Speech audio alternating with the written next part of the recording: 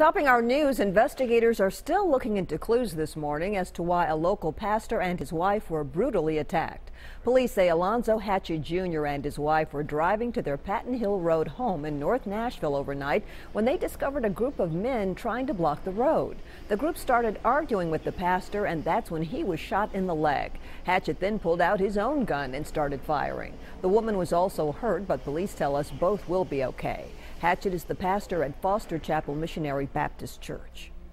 Federal investigators are still poring over evidence taken from Mohammed Abdulaziz's apartment after he ambushed military facilities in Chattanooga. Late last night, the Fed searched another apartment of a person associated with Abdulaziz, but are not revealing what was confiscated there. So far, investigators have found no direct links between the gunman who took the lives of 5 servicemen and any terror group.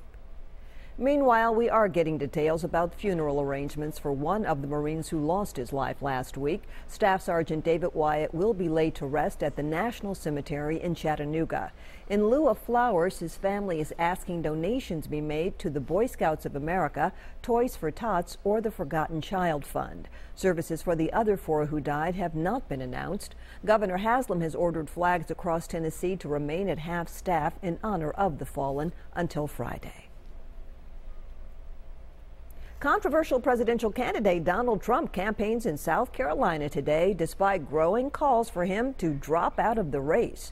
The billionaire's remarks about John McCain's status as a war hero have prompted many, including the Des Moines Register, the largest newspaper in the key state of Iowa, to demand that Trump end his campaign.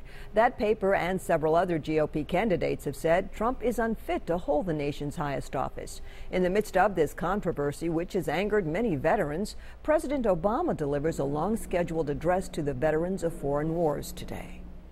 The skyline here in downtown Nashville has a certain glow about it now, especially at night. Check it out. Mayor Carl Dean flipped the switch on new LED lights on the Korean War Veterans Memorial Bridge last night. The project cost the city $2.3 million up front, but planners promise the expense in the end will be worth it because of energy cost savings down the road. Even the Cumberland River seems to shine a little brighter in that new glow. Most nights the bridge will be lit in what's being called soft white, but other special colors and patterns will be used on various holidays. And finally, a fancy luxury terminal is coming to one of the world's busiest airports, but it's only for animals. It will be called the Ark. Here's what the 178,000 square foot facility will look like at New York's JFK Airport. It will feature customized departure lounges, suites with flat screen TVs, around-the-clock medical care, and even a dog bone-shaped swimming pool. The one-of-a-kind facility will be used by pets, like dogs and cats, of course, but also horses, birds, and even livestock. The $48 million showplace is set to open next year. It will be the world's only privately owned animal terminal and is USDA approved to boot. Its animals living high on the hog.